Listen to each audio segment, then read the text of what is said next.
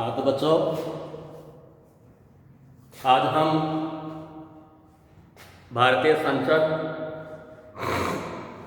और उसकी कार्यप्रणाली के ऊपर विचार करेंगे। तो आने वाले 2-3 जो क्लासेज होंगी ऑनलाइन, वो संसद के ऊपर ही होंगी। जैसे क्या भारतीय संसद संप्रभु है, संसद के कार्य, संसद का गठन कैसे होता है, द्विसदनात्मक व्यवस्थापिका भारत में भी अपनाई गई है, लोकसभा के क्या कार्य हैं, राज्यसभा के क्या कार्य हैं, ये जो बातें हैं इनके ऊपर हम विस्तृत से आपको बताएंगे। तो ये पूरी जो दुनिया है, इसमें शासन व्यवस्था के बेसिकली 2 प्रतिमान माने जाते हैं, अध्यक्षात्मक मॉडल और पार्लियामेंट्री सिस्टम। संयुक्त राज्य जो अमेरिका है उसमें प्रेसिडेंटल सिस्टम पाया जाता है, और जो यूके है, यूनाइटेड किंगडम, वह संसदीय व्यवस्था का श्रेष्ठ प्रतिमान है। ये सब लोग जानते हैं कि इंग्लैंड ने लगभग पूरी दुनिया के ऊपर शासन किया था। ये कहा जाता है कि अंग्रेजी साम्राज्य का सूर्य कभी अस्त नहीं होता था। तो निश्चित रूप से पूरी दुनिया के ऊपर इंग्लैंड की राज्य व्यवस्था का प्रभाव पड़ा, और जो देश अंग्रेजों से आज़ाद हुए, संविधान बनाया गया, तो अधिकांश राज्यों ने, अधिकांश देशों ने पार्लियामेंट्री सिस्टम को अपनाया।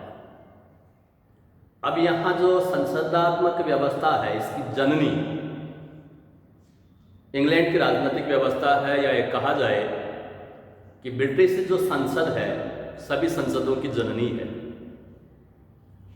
और संसदात्मक जो व्यवस्था होती है उसमें राज्य के 2 प्रधान होते हैं, एक औपचारिक प्रधान होता है, दूसरा अनौपचारिक प्रधान होता है। औपचारिक प्रधान कोई राजा हो सकता है, रानी हो सकती है, राजकुमार हो सकता है, राजकुमारी हो सकती है, राष्ट्रपति हो सकता है। तो यहाँ औपचारिक जो प्रधान है उसको रबड़ स्टैम्प कहा जाता है,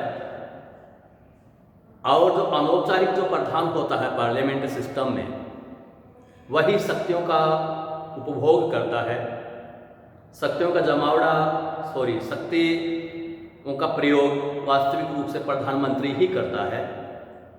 इसलिए राष्ट्रपति, राजा, रानी, राजकुमार ये औपचारिक प्रधान हैं, और प्रधानमंत्री वास्तविक प्रधान है। इसके विपरीत जो अंग्रेज अध्यक्षतात्मक व्यवस्था है जो अमेरिका में पाई जाती है, अमेरिका में प्रचलन में है प्रेसिडेंटल सिस्टम। वहाँ 2 मुखिया नहीं होते हैं, वहाँ केवल और केवल एक ही मुखिया होता है जो राष्ट्रपति होता है।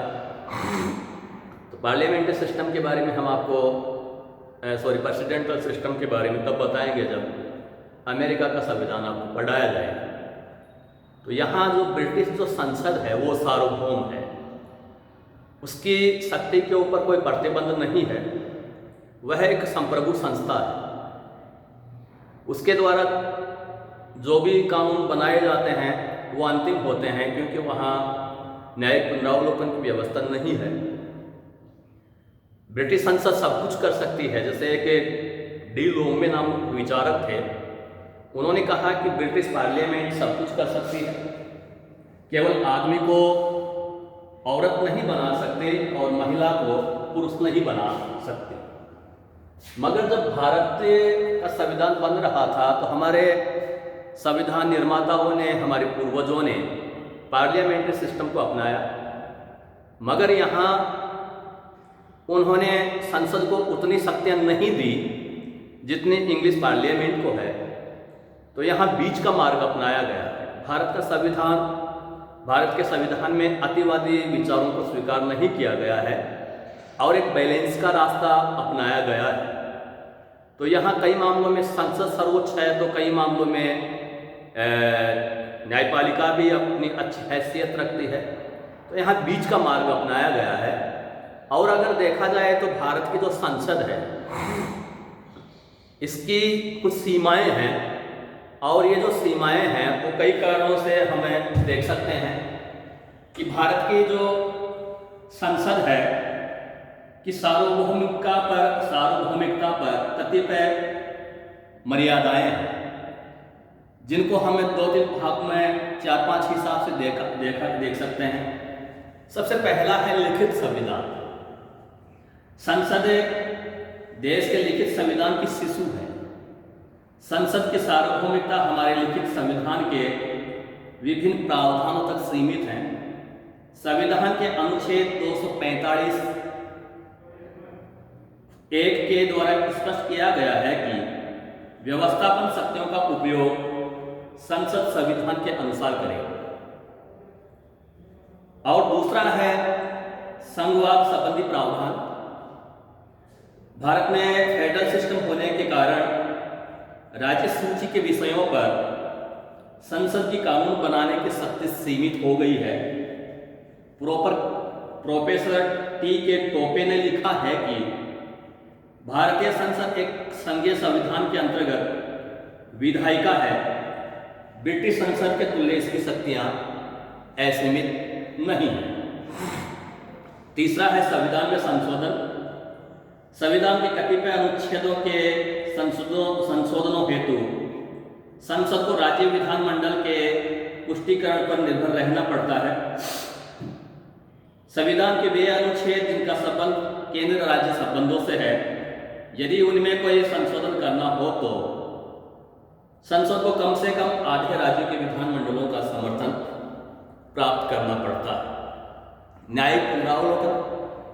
संसद द्वारा पारित संविधान विरुद्ध विधि को भारत का सर्वोच्च न्यायालय अवैध घोषित कर सकता है। संसदीय विधियों को हमारे सर्वोच्च न्यायालय द्वारा मान्यता देना आवश्यक है। बी.के. मुखर्जी के अनुसार यह निर्णय करना न्यायपालिका का काम है कि अमुक कानून वैधानिक है या नहीं। न्यायालयों के इस अधिकार को न्यायिक पुनरावलोकन की शक्ति कहते हैं। यह सर्वविदित है कि गोपालन बनाम मद्रास राज्य, गोलखनाथ बनाम पंजाब राज्य, केशवानंद भारती आदि मामलों में सर्वोच्च न्यायालय ने संसद द्वारा निर्मित कानून को अवैध घोषित किया अथवा संसद की शक्ति पर प्रतिबंध लगाए। राजनीतिक परिसीमाएं। राजनीतिक दृष्टि से भी संसद लोकमत के प्रतिकूल विधियों का निर्माण नहीं कर सकती। उसे अंतर्राष्ट्रीय कानून का भी समुचित सम्मान करना होता है।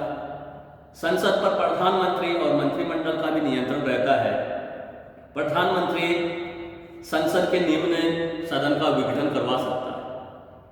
यह सत्य है कि हमारी संसद की शक्तियों का क्षेत्र लिखित संविधान एवं सर्वोच्च न्यायालय के न्यायिक पुनरावलोकन के अधिकार द्वारा प्रतिबंधित किया गया है, किंतु इसका यह अभिप्राय नहीं है कि संसद केवल अनुमोदन करने वाली, एक प्रचार करने वाली संस्था मात्र बन गई है। वस्तुतः भारत में संसद वह नींव है जिस पर हमारे लोकतंत्र की भव्य इमारत खड़ी है। संसद वह स्रोत सवनी है जो अपने अविरल, निर्मल और उन्मुख धारा से भारतीय लोकतंत्र के हर खेत को सींचती है, जिसे राष्ट्र को पोषण मिलता है। संसद हमारे देश का ऐसा केंद्र बिंदु है जहां जनता की आत्मा का वास होता है। डॉक्टर राजेंद्र प्रसाद के शब्दों में, संसद एक दल की नहीं, एक बल की नहीं, किंतु सभी की है और इसलिए वह सार्वभौम है। तो यहाँ की जो संसद है वह उतनी सुप्रीम नहीं है जो जितनी ब्रिटिश पार्लियामेंट है। अब अगर हम संसद के कार्य अगर देखें तो हम इनको संक्षेप में हमें देख सकते हैं।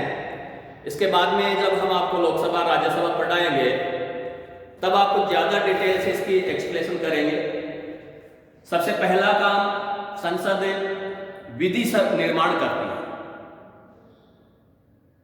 और दूसरा इसमें पूरी वित्तीय शक्तियां निहित रहती हैं। ये कार्यपालिका संबंधी शक्तियों का भी उपभोग करती है। इसको राज्य से संबंधित भी अधिकार दिए गए हैं कि वह राज्यों की बिना इच्छा के उनकी सीमाओं में परिवर्तन कर सकती है, क्षेत्र को घटा बढ़ा सकती है और यह है संविधान में संशोधन भी करती है। कई बार कई आर्टिकल में अमेंडमेंट करने के लिए राज्यों की भी सहमति जरूरी होती है। संसद निर्वाचन संबंधी कार्य करती है और संसद सार्वजनिक जो पदाधिकारी हैं, राष्ट्रपति है, उपराष्ट्रपति है और सार्वजनिक जो पदाधिकारी हैं, अगर वे संविधान के विरुद्ध में आचरण करते हैं तो इनके विरुद्ध में महाभियोग भी लाने का अधिकार रखती है। अतः संसद की शक्तियों को देखते हुए कहा जा सकता है कि भारतीय संसद की शक्तियां एवं कार्य विस्तृत हैं। संसद सार्वजनिक वाद विवाद का कार्य करती है।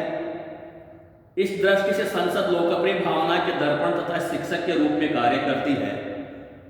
परंतु यह बात महत्वपूर्ण है कि संसद को लिखित संविधान के अंतर्गत ही अपनी कार्रवाई चलानी पड़ती है।